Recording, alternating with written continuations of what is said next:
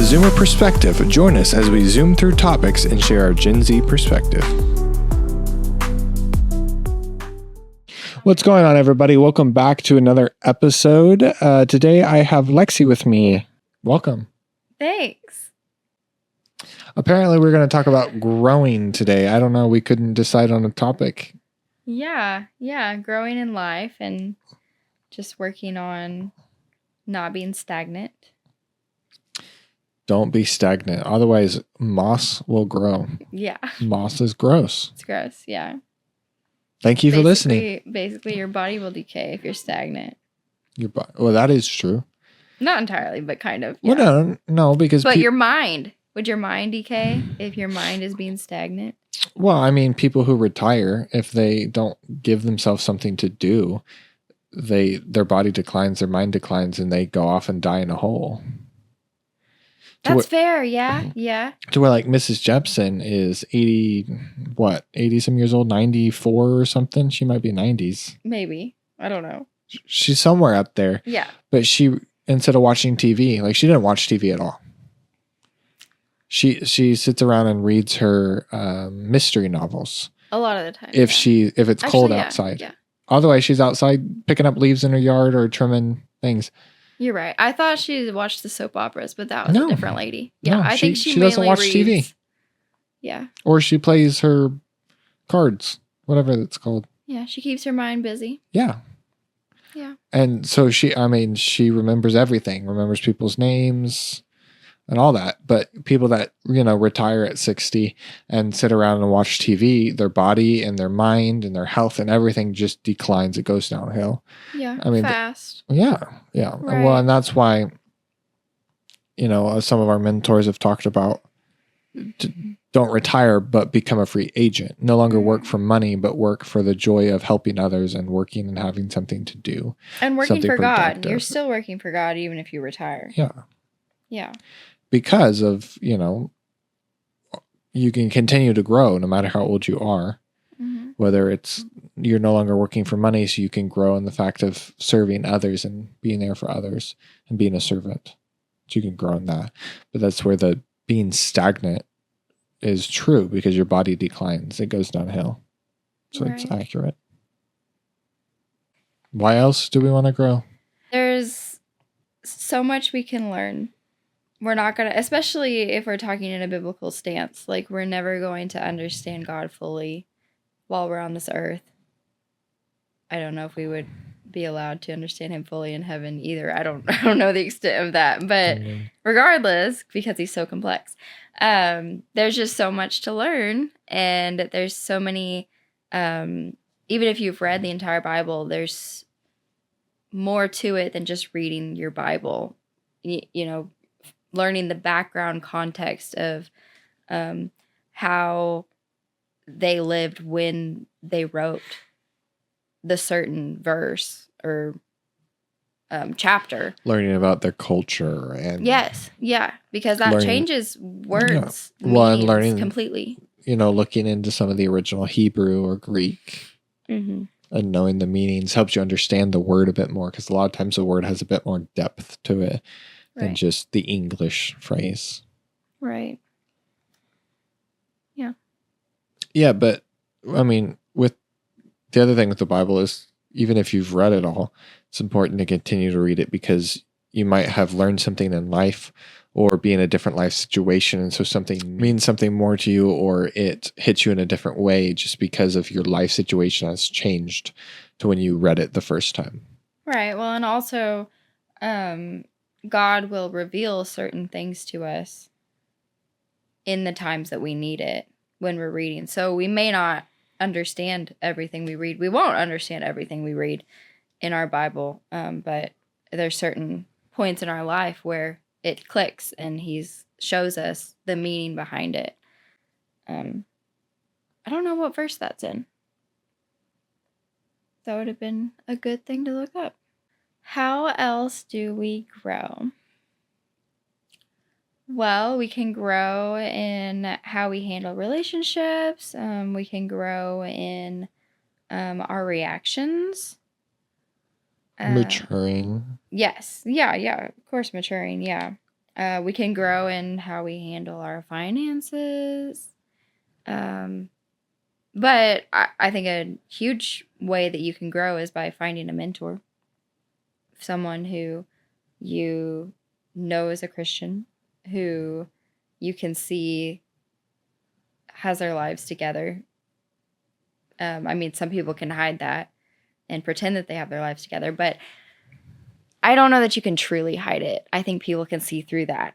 So find someone who you know has their lives together, and ask if you can have them over for dinner and they can share some life stories with you or something like that. Yeah. I think that would be really good. Another way that you can grow in life is asking for help. If you're too afraid to ask for help, how are you going to know what direction to take when you really need that help? I think. And it's growing yourself in a way of making you become more humble and understanding that you can't do it all yourself. Well, it's hard to grow unless you can have a mentor, somebody that's gone through those things. People don't go through things by themselves. Mm-hmm. But I also hear a lot of times people are like, well, don't come to me trying to solve my problem because you've never gone through this yourself. And I don't like that, because I think that even if someone hasn't been through your specific exact situation, that doesn't mean that they can't help you through it. Especially because a lot of times when people are on the outside of a situation, their perspective is much clearer than yours when you're in the midst of everything and everything's all jumbled in your face and you can't figure out what to do. Whereas someone else, even though they haven't been in that situation, can see a clear path for you that you can take to help you out of your hole or whatever your struggle is going on. Yeah. Yeah, I think we can't be afraid to ask for help. And like you said, you can't I'm sure there's somebody out there that's been through your exact same situation, but people may just know how or have heard of your situation or have helped somebody else through it, or just have some insight or wisdom on how to maybe move through that. Just because they're not in the exact same situation does not mean they cannot help or have good advice. Yeah. That's kind of selfish thinking, I think, to be like, well, you haven't been through my situation. Like you wouldn't understand. You wouldn't understand, even though you know their point is they're making a good point and you're just choosing to ignore it. Like if somebody makes a good point, it doesn't matter whether they've been through your situation or not. You're just choosing to make it about you. Like, oh, my situation, like you just don't understand. It's so drastic or so big. Well, yeah. Or they think it's so big that no one's ever been through it, but nothing is new under the sun. That is a Bible verse somewhere. It is. And so like there's people out there that have experienced it. And you can find those people that can help. Now, are they also strong Christians? And did they handle it well? I don't know. So, the people who haven't gone through that but can see your path clearly of a way out or a way through might be a better option than the one who's actually gone through it. Well, yeah. And even if the person you go to, like if you choose, an elder in your church or somebody that you hold with high respect within your religious family, they may not be able to help themselves, but they may know of somebody who can, or of a book to read that might help your mindset, or some verses or whatever it may be. So they can technically help themselves, but it may be through somebody else or whatever it may be. So never hesitate, to ask your church family for help or to be mentored. Right. If it's something so big that you're afraid to be judged on, well, that's on them, not you. We are called to to come forwards and to share with our brothers and sisters and to ask for help if we need help. Right. Yeah. I never realized how important God's family was until I had postpartum depression and I started sharing all of my thoughts with everyone I could so that I could figure out what was going on. And once I started hearing other women say, "Oh yeah, I had those same thoughts. You're not crazy. Like everything's fine. You'll get through it." One by one, people started telling me like it's okay, and it made all the difference in the world for me to get through it, and it was super important. I didn't realize how strong and amazing God's family can be if you utilize it. Yeah. But if I would have hid and not told anybody and struggled about it for, potentially like months and months, just beating myself up over these terrible thoughts that really were just a chemical imbalance going on in my head from pregnancy or from birth.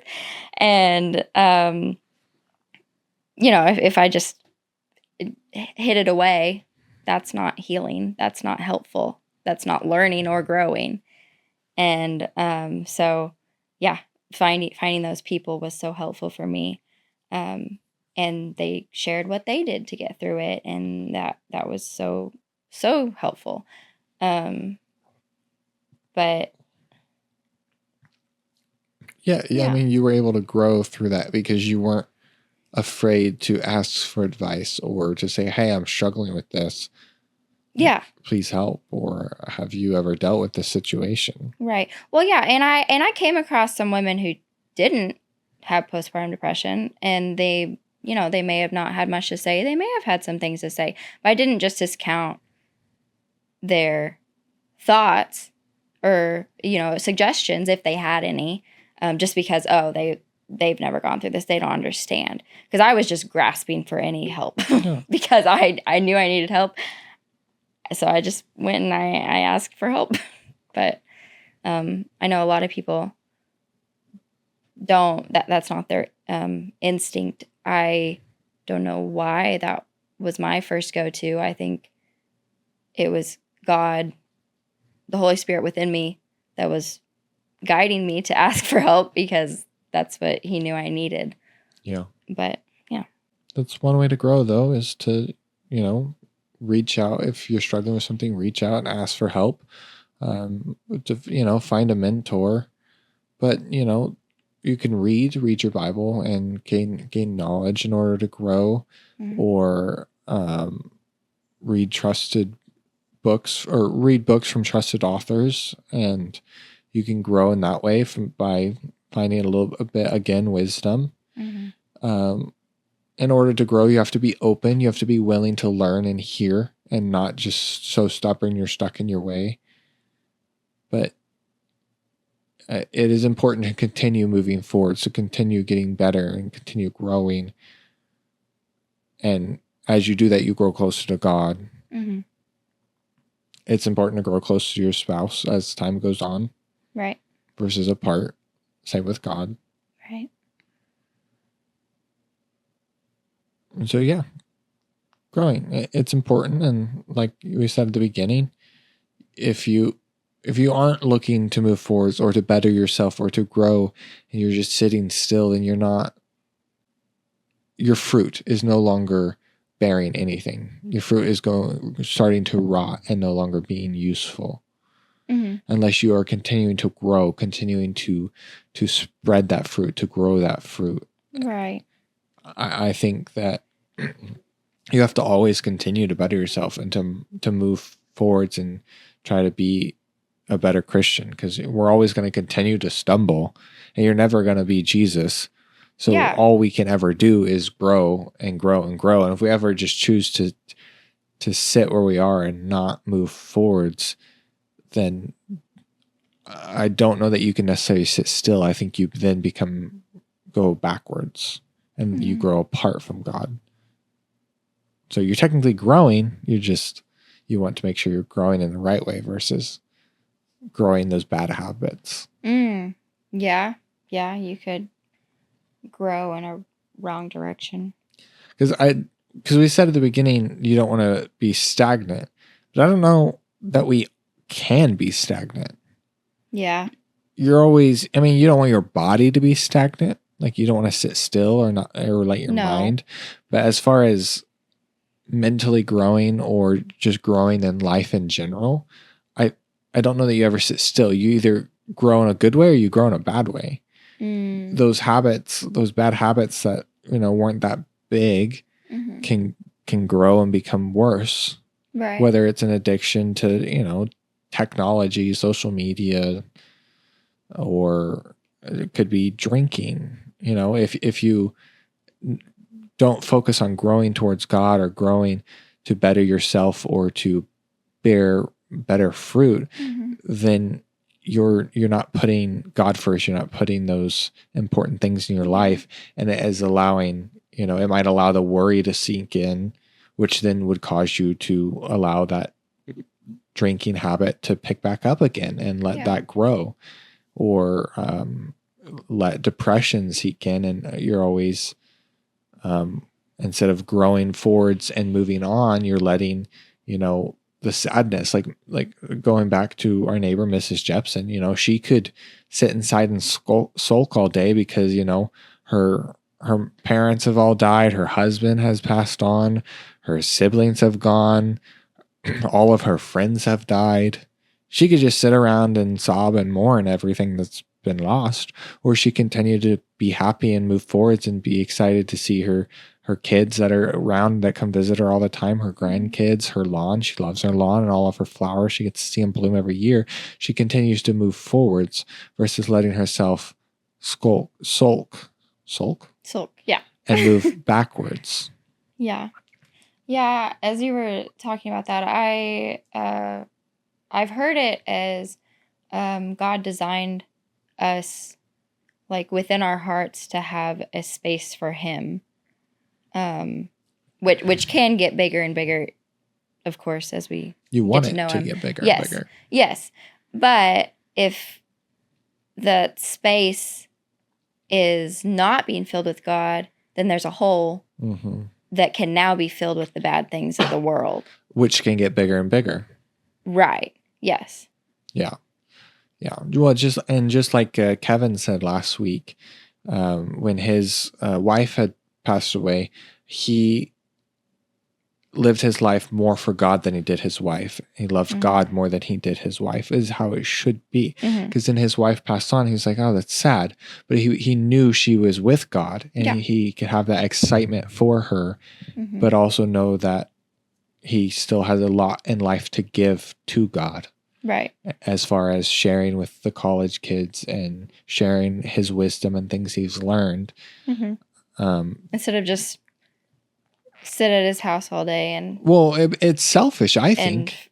Forget about the rest of the world. Because yes, it's sad when somebody passes on. But it's not, we're not sad for them. We're sad for us. Right. It's selfish. We're sad that, I lost my grandma. Yeah. Like, I'm sad that I don't get to be with my grandma. Which there should be a period. There's a period of mourning. But if you don't choose to move on, yes, then you're not showing excitement for that person. I mean, I get if that person is not in a good place and they went to hell and that's on your conscience, that's hard. I can get that. Yeah. Because you could have said something. You could have done something to maybe at least tried to plant a seed, and you may not have done that. And that might be on your conscience. I get that. But you can use that as ammo to go forth and to not let that happen to somebody else, So you can grow from that instead of being selfish and going, man, I failed. Thinking about yourself. Yeah. And just like with mourning, like Kevin could have chose to say, man, this sucks. Like I no longer have my spouse, but instead he chose to be happy. I'm sure there was a period of mourning. Absolutely. Yeah. Like, this is sad. Somebody I shared my life with for however many years is no longer with us. But then once you work through that, you realize this is awesome. She is in the best place she's ever been.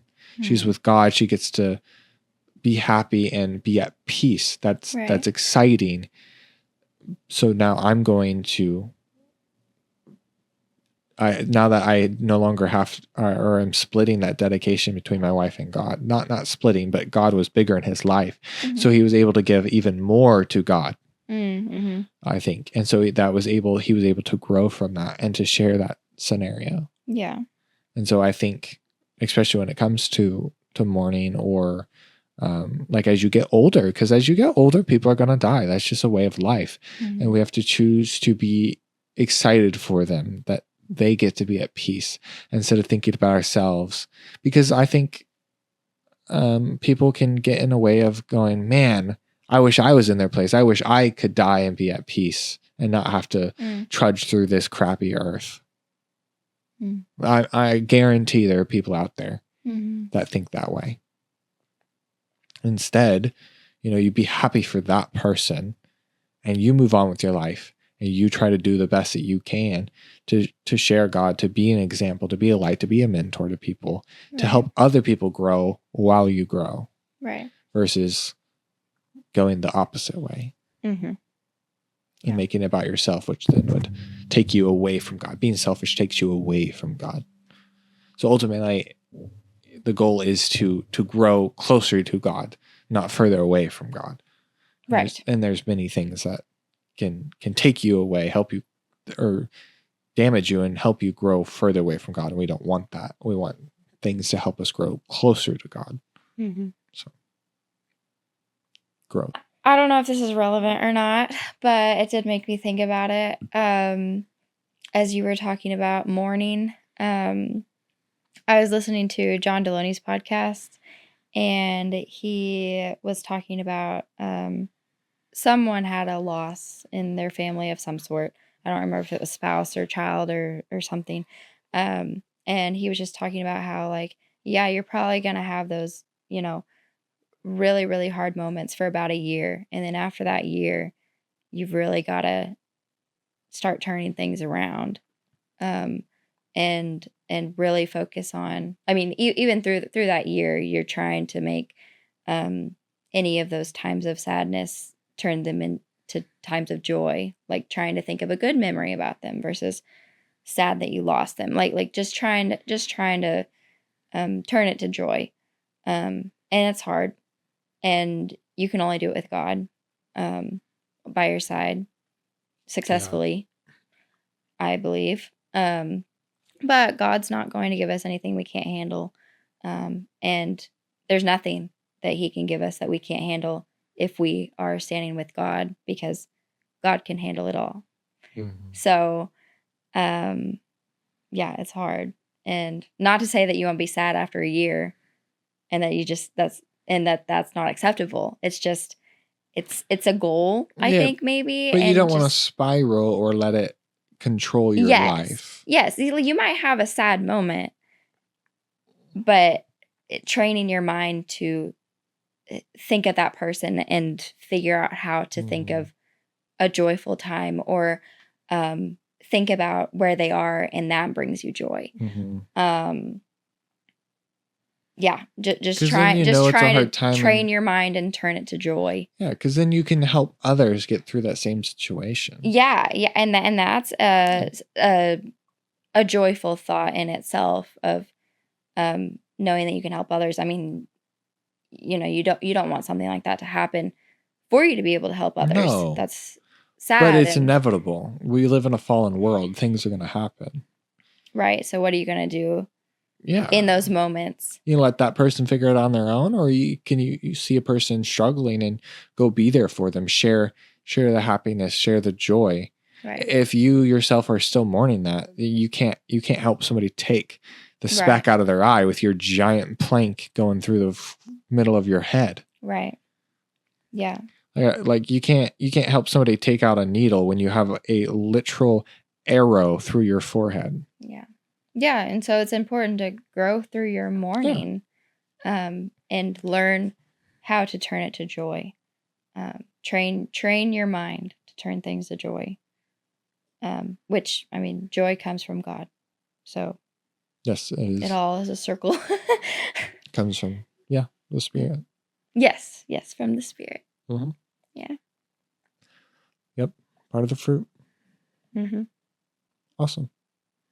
I think it's quite simple. I don't think it needs a long explanation or a long rant about it. I mean, in conclusion, make sure you're living your life for God. Make sure you're growing closer to God, not growing further away from God. Make sure you're not allowing yourself to be selfish and to think about yourself, which will then take you further away from God. But to find joy in your struggles and a way to be able to maybe help others and mentor others. And, if you are struggling to grow, to find a mentor, to find somebody in your church that is strong in their faith and someone that you can trust, that has proven themselves, not necessarily by going through the same situation, but by just proving themselves in the sense of being a strong Christian, being close to God, that they've grown in that way. And ask them for help, ask them for advice, ask them to mentor you, and don't be afraid to share your struggles. And if they have an issue with that, that's on them. You go to somebody else and move on. That is between them and God. Don't hold it against them. You forgive them for however they react, and you move on. And that is on them. That is on their soul, not on you. If they do not accept when you're asking for help, because of your situation, like they may go, "Oh my gosh, like how could you have ever done that?" Like they need to not react that way. They need to not respond that way. They need to, if someone is coming to you for help, you need to help them. There's certain earthly consequences. Like if somebody says, "Well, I murdered this person," it may be, "Whoa, why did we do that?" You need to turn yourself in. Like that is the right thing to do. Like you need to not just go, "Get out of my house," like go away. Yeah. Still that's still guiding. If somebody is, brave enough to go step out and say, I messed up. I really messed up. What do I do? It's like, the godly thing to do is repent to your sins, realize you've made your mistake, and accept your earthly consequence. God forgives you, but there's still earthly consequences. Right. So, yeah. But if it's like a, financial burden. Yes, I use the absolute extreme. Yeah, if it's a smaller issue, much smaller, like a financial burden that you're afraid to share with other people, just ask for help. Like, yeah, if people are going to judge you because of your finances, like you said, that's on them. That's on their soul. That's on their heart. You're the one asking for help. They will get judged for that. You will not be judged for your situation. Right. For if you reach out for help. Yeah. Of course, yeah. So right.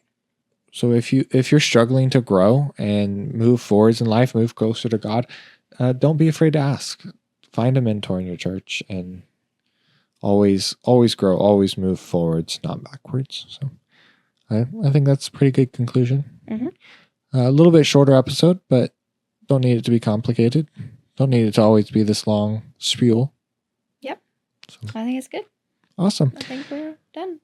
Thank you for listening. If you have any comments or want to disagree or agree with us, please feel free to email us at the zoomerperspectiveshow@gmail.com, or you can leave us a comment on YouTube, or I think you can text us somewhere on some of the podcasting platforms. Other than that, don't forget to tune in next week.